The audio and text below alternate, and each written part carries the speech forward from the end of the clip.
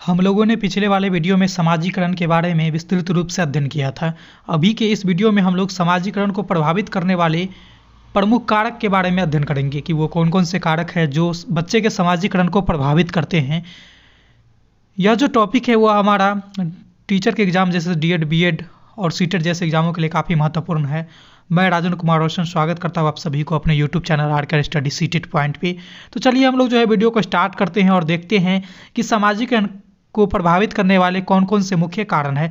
तो इस वीडियो में हम लोग समाजीकरण को जानेंगे, समाजीकरण की परिभाषा को जानेंगे और लास्ट में हम लोग समाजीकरण को प्रभावित करने वाले मुख्य कारक के बारे में भी अध्ययन करेंगे। तो देखिए, सबसे पहले अगर हम लोग बात कर लें कि समाजीकरण को प्रभावित करने वाले कारक, ठीक है, तो पहले बात करते हैं कि समाजीकरण होता क्या है। इसको थोड़ा सा एक झलक देखते हैं, क्योंकि हम लोगों ने पिछले वाले वीडियो में समाजीकरण को विस्तृत रूप से जान चुके हैं। अगर आपने नहीं देखा है तो आप डिस्क्रिप्शन बॉक्स में जाइए, वहाँ इस वीडियो का लिंक मिल जाएगा, आप वहाँ से वीडियो को देख सकते हैं।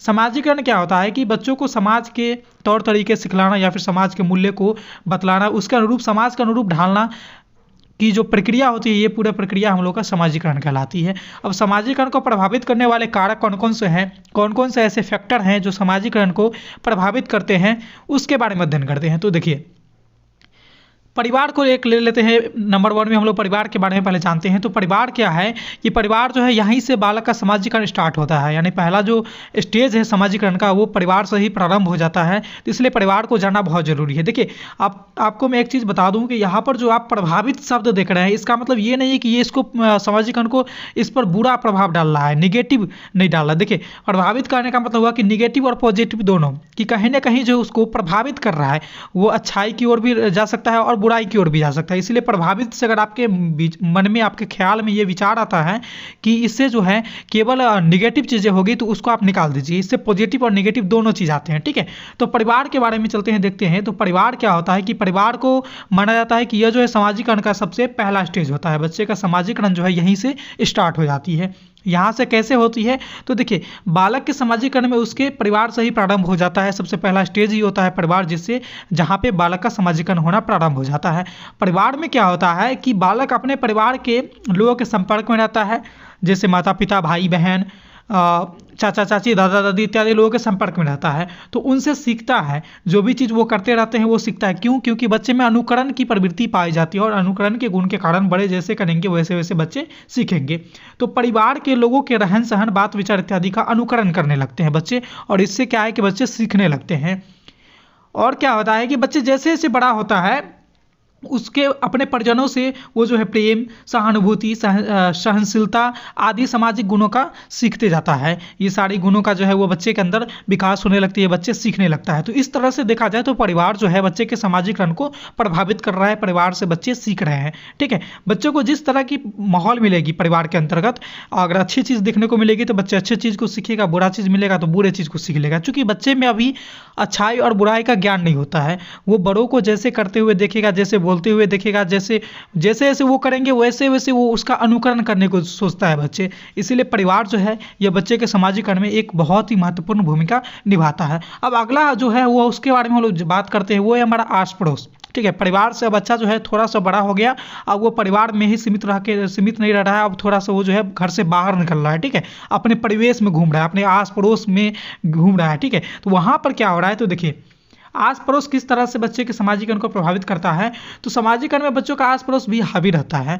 हावी कहने का मतलब हुआ कि यह भी कहीं ना कहीं बच्चे के समाजीकरण को प्रभावित करता है किसी न किसी रूप में। तो कैसे करेगा, तो देखिए, आस पड़ोस के वातावरण का प्रभाव प्रत्यक्ष रूप से पड़ता है किस पर, तो बच्चों पर। जैसा उसका वातावरण रहेगा वैसे उसके बच्चों पर पड़ता है। आस पड़ोस द्वारा बच्चों जो है ना जीवन के स्तर का ज्ञान होता है। दोषपूर्ण आस पड़ोस अगर मिलेगा बच्चे को तो समाजीकरण भी दोषपूर्ण होगा और व्यक्तिगत संबंधी कई समस्या भी उभरेगी। मान लीजिए बच्चों का जो आस पड़ोस है वह अगर दोषपूर्ण निकलेगा, मतलब कहीं ना कहीं जो है उसमें कुछ बुराइयां मिलेगी, तो बच्चे का जो समाजीकरण है वह भी दोषपूर्ण हो जाएगी और इससे व्यक्तिगत जो है या फिर व्यक्तित्व संबंधी कोई परेशानियां आ सकती है, समस्याएं उभर के आ सकती है, ठीक है। तो आस पड़ोस जो है इस तरह से बालक के समाजीकरण को प्रभावित करता है। बच्चे का समाजीकरण है उसमें ये जो है अपना अहम भूमिका निभाता है। उसके बाद आता है, देखिए, हमारा पालन पोषण। ये एक क्रम में नहीं है, हम लोगों ने मुख्य कारक जो है उसको एक यहाँ पर ले लिए हैं। इसको आप क्रम में नहीं समझिएगा कि पहले परिवार, फिर आस पड़ोस, फिर पालन पोषण, ठीक है। जो जो मुख्य कारक है उसके बारे में हम लोग अध्ययन कर रहे हैं, ठीक है। तो अब अगला जो कारक है वो है हमारा पालन पोषण।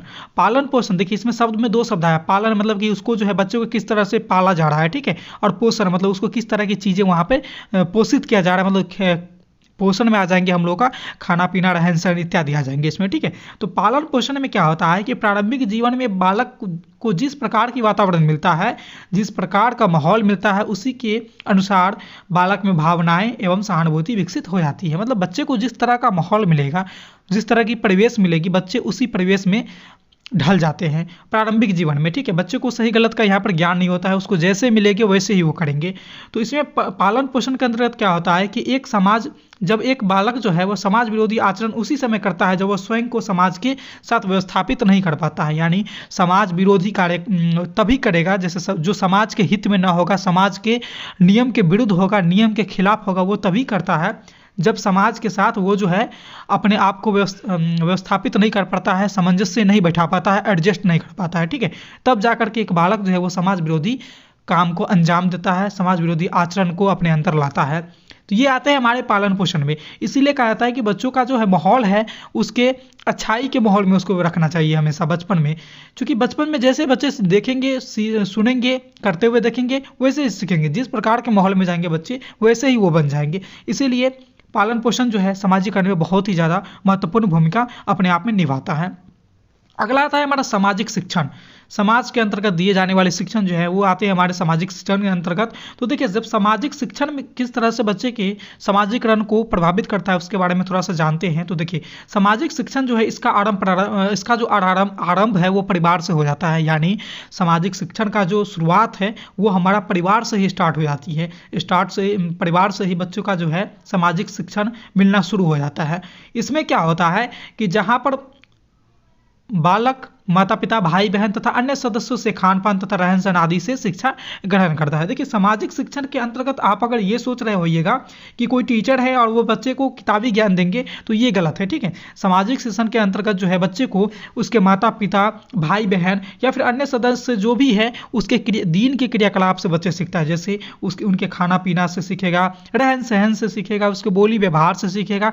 ये सारे के सारे चीज़ आते हैं हम लोग के सामाजिक शिक्षण के अंतर्गत, और बच्चे यहाँ से सीखता है। यहाँ से बच्चे का सामाजिकरण जो है वो प्रभावित होता है, स्टार्ट भी होता है, और यहाँ से बच्चे प्रभावित भी होते हैं उसका सामाजिकरण। तो यही सामाजिक शिक्षण जो है ये बच्चे को इस तरह से सामाजिकरण में प्रभावित करते हैं, अपना प्रभाव छोड़ते हैं, ठीक है। अगला आता है हमारा वंशानुक्रम। वंशानुक्रम मतलब हुआ कि जो हमारे माता पिता के जो गुण हैं वो पीढ़ी दर पीढ़ी बच्चे में स्थानांतरित होते जाता है। इस पूरे प्रक्रिया को वंशानुक्रम कहा जाता है, ठीक है। तो वंशानुक्रम किस प्रकार से सामाजिकरण को प्रभावित करता है उसको देखिए। तो बालक ने वंशानुक्रम से प्राप्त कुछ आनुवंशिक गुण होते हैं, जैसे उसका मूल भाव हो गया, संवेग हो गया, सहज हो गया, क्रिया हो गया तथा क्षमताएं इत्यादि, उसके रंग रूप हो गए, उसका लंबाई चौड़ाई, ये सारे चीज़, बहुत सारे से चीज़ है जो वंशानुक्रम से बच्चे को प्राप्त हो जाता है। जैसे किसी दंपति का जो है उसका लंबाई बहुत बड़े, मतलब कि लंबे में वो अच्छे होते हैं, तो उसके बच्चे को भी सामान्यतः देखा जाता है कि वह भी बड़े बड़े लंबे लंबे हो जाते हैं, ठीक है। तो ये सारे के सारे चीज़ कहीं ना कहीं वंशानुक्रम पे आते हैं। ये हम लोग 100% नहीं बोलेंगे कि वंशानुक्रम ही है, खान पान पे भी ये सब निर्भर करता है, बट इसमें कहीं ना कहीं कुछ ना कुछ वंशानुक्रम भी होता है। तो क्या होता है कि इससे बच्चे ये सारे गुण आते हैं जिसमें मूल भाव हो गया, संवेग हो गया, सहज क्रिया, रंग रूप, ठीक है, उसका लंबाई चौड़ाई, ये सारे वंशानुक्रम के गुण होते हैं जो बच्चे में पाए जाते हैं। इसके अतिरिक्त उनके अनुकरण एवं सहानुभूति जैसे गुणों में भी वंशानुक्रम का प्रमुख भूमिका होती है। यह सभी तत्व जो है बालक के सामाजिकरण के लिए उत्तरदायी होते हैं। इस तरह से आपने देखा कि वंशानुक्रम जो है वो भी बच्चे के सामाजिकरण को प्रभावित कर रहा है। अगला जो है वो हमारा शारीरिक स्वास्थ्य। शारीरिक स्वास्थ्य किस प्रकार से बच्चे के सामाजिकरण को प्रभावित करता है उसके बारे में हम लोग जानने का यहाँ पर प्रयास करते हैं। तो चलिए देखते हैं शारीरिक स्वास्थ्य जो है इसके अंतर्गत क्या क्या चीज़ें आएंगी।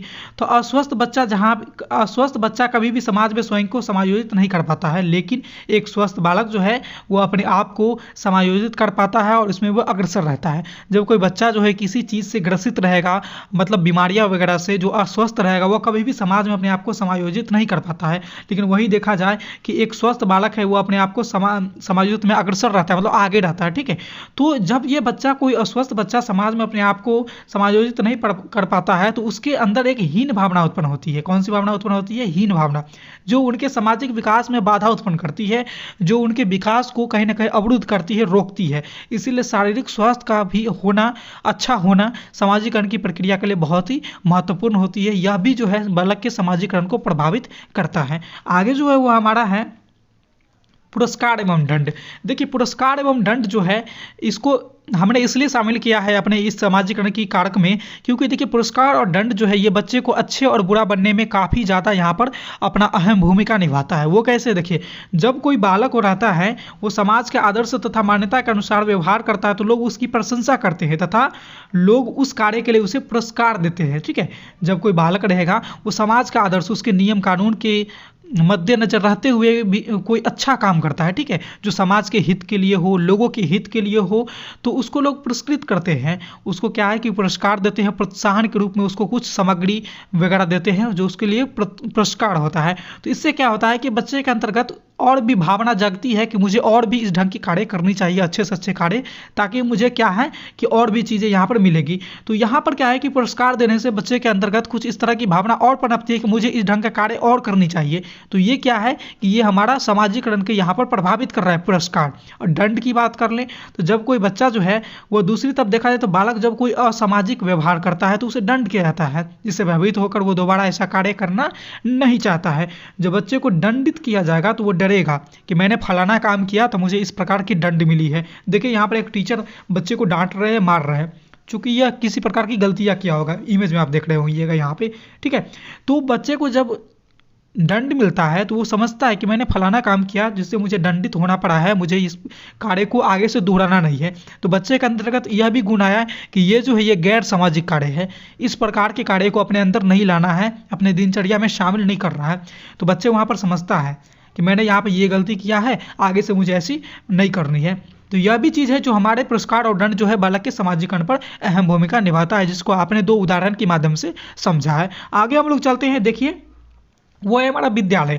विद्यालय किस तरह से हमारे बालक के सामाजिकरण को प्रभावित करता है विद्यालय, इसको देखिए। जब स्कूल में बच्चे जाते हैं वो अब जो है अपने परिवार से निकल के, आस पड़ोस से निकल के अब जो आ गए वो अपने स्कूल में आ गए, एक समुदाय से जुड़ गए बच्चे यहाँ पर।